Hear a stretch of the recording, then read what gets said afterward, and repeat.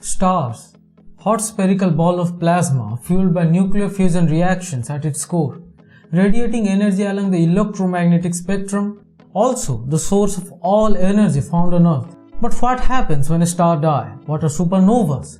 Why do supernovas happen? And why they are so important to us as a life form on Earth?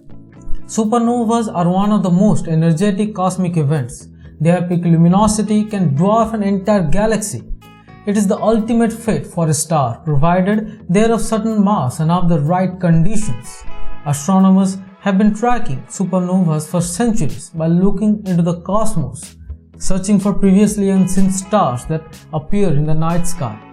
German astronomer Johannes Kepler used the term the stellar nova or the new star to describe them. And in 1931, Walter Baade and Fritz Zwicky gave the name supernova for this celestial phenomenon. Supernovas are detected in hundreds every year. As per recent estimate, there should be 3 to 4 events every century in the Milky Way galaxy. But the last seen supernova in our galaxy was the SN 1604, observed on October 9, 1604.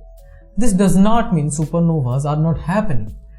From an earthly vantage point, the interstellar dust obscures our vision to see them. In fact, scientists have got their eyes on a star known as Betelgeuse. For some time now, its brightness is declining and it is one of the prime candidates for supernova in our galaxy. Supernovas are classified as per the light curve, an absorption line of different elements within them through their spectra. But the most important is the hydrogen line, known as the Balmer series, in the visible part of the electromagnetic spectrum, indicating the presence of hydrogen. If a supernova spectrum has these hydrogen lines, then it's type 2, otherwise it is classified as type 1. Then why type 1 supernovas don't have hydrogen and type 2 have them in abundance? Well, the evolution of a star more massive than our Sun is much complex. The hydrogen in the core of the star will fuse to create helium. With 2 protons and 2 neutrons, energy generated from the fusion hits the core and also provide the required outward pressure so that the layers of the star don't collapse under its gravity. If the force of gravity and the pressure from fusion becomes equal to each other, then the star gets into a state of hydrostatic equilibrium. The hydrogen eventually gets exhausted, slowing the fusion reaction. The helium made from the fusion starts to accumulate. Since the temperature at the core isn't high enough to cause it to fuse, the outward pressure resisting the collapse under gravity starts to fade. Layers starts to collapse, which increase pressure in the core until the temperature becomes high enough to reignite fusion. In the first step, 2 helium nuclei fuse to form beryllium-8, a radioactive isotope of element beryllium with 4 protons and 4 neutrons. And in the next step, fusion of helium nucleus and beryllium-8 form carbon with 6 protons and 6 neutrons through the triple alpha process, as it uses 3 helium nuclei or alpha particles to complete the reaction. This part is common with stars having mass less than 8 times of our Sun. So if a star is less than 8 solar masses, then the carbon made will not fuse spontaneously. This cools down the core and halts fusion, shrinking the inner layers, which leads to increase in density, eventually creating a white dwarf. With all the hydrogen now used up to form helium, with carbon as the majority element in the core, is the reason why type 1 supernova don't have hydrogen lines in the spectrum. Now, if the white dwarf is in a binary star system where 2 stars will be orbiting along a common barycenter, then as the white dwarf is formed with size comparable to Earth and mass similar to Sun, the strong gravitational pull starts to rip away material from its companion star. When the star takes on enough mass to reach the Chandrasekhar limit, the white dwarf cannot resist the gravitational collapse through electron degeneracy pressure, causing a runaway thermonuclear fusion which consumes much of the white dwarf in seconds, creating a type 1 supernova. For a type 2 supernova, the mass of the star can range from 8 to 40 solar masses. And above that, it will lead to other outcomes like black hole, which will need its own dedicated video. So subscribe for that video coming in the future.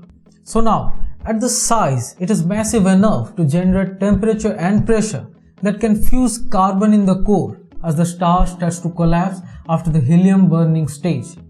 The fusion of carbon then produces heavier elements like neon, and it does not stop there. Neon starts to fuse to form oxygen, oxygen fuse to form silicon, silicon then fuse to form iron. This process creates an onion layer-like structure with heavier atoms at the innermost shell and the lighter elements like hydrogen and helium at the outermost ring. As we move deeper and deeper, temperature starts to increase from 7 million Kelvin to 2.5 billion Kelvin in the core. The silicon to iron process is almost the last stage because of the high binding energy of iron. Fusing iron to form nickel and cobalt like elements does not give out much energy. Instead, it starts to absorb energy and become an endothermic process. This again cools down the core, which leads to lower radiation pressure and collapse of the core shells, only to be stopped by the electron degeneration. The law of quantum mechanics come to play here, where Pauli's exclusion principle says no two electrons can occupy the same quantum state. That's a big no-no from quantum mechanics. This pressure from the electrons keep the iron core intact. But along all of this, silicon fusion is still making more and more iron, causing the iron core to go bigger and bigger and bigger until eventually the core exceeds the Chandrasekhar limit. At this point, the electron degeneracy fails, and within a fraction of a second, the core reaches almost 23% of the speed of light and implodes on itself with temperature as high as 10 billion Kelvin. That's a billion with a B, causing a state of photodisintegration, where photons break up the iron nucleus into smaller nuclei and emit subatomic particles. What happens is, due to the implosion, density in the core is so high that the electrons and the protons start to fuse to form neutrons, releasing extensive amount of gamma rays and neutrinos. Generally, the neutrinos move through materials without interaction, except the core is now so dense the high energy neutrinos starts to interact and impact the material around them, making the core go berserk like Goku going Ultra Instinct.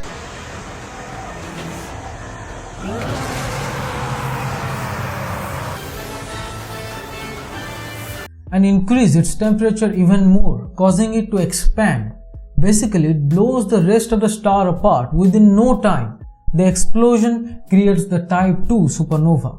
All the elements from the outer layers and the inner core are blown out into the space with only a ball of neutrons that remain at the center as a neutron star. And the effects of these cosmic events also impact us on Earth.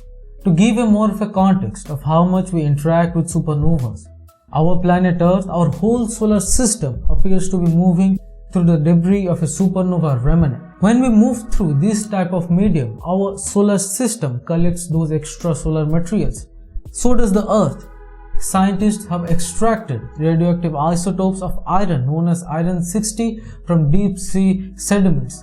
The isotope is not natural on Earth and mostly made inside massive stars and get ejected during supernova. And this piece of evidence indicates towards a supernova that might have happened in the last few million years, with all the spectacular explosions bringing the life of the star to an end. But the story doesn't end there. The supernova remnants became a cradle for next phase of evolution, where new stars and planets will be born, and hopefully an intelligent life form will evolve in few billion years. The type 1 supernova are also used as distance scanner. By evaluating its luminosity, we can measure distance between Earth and galaxies. The Big Bang made hydrogen, helium and traces of lithium, while all the other heavier elements found on Earth are synthesized in the stars and supernovas through a process called nucleosynthesis. Carbon is a product of these supernova explosions, the building block of life. Without a star dying, life was not possible on Earth. It's almost poetic. We humans try to find reasons to differentiate ourselves from others, breeding conflicts.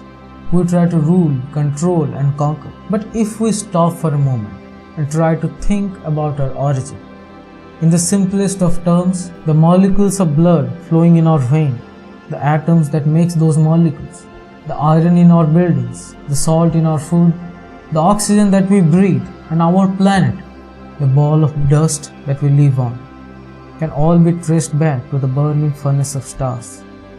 Astronomy is a very humbling subject, and it says we are not unique, we're all connected to the universe, and that's kinda cool. This should make us feel complete. We are part of the universe, and a part of the universe is within us. We are stardust.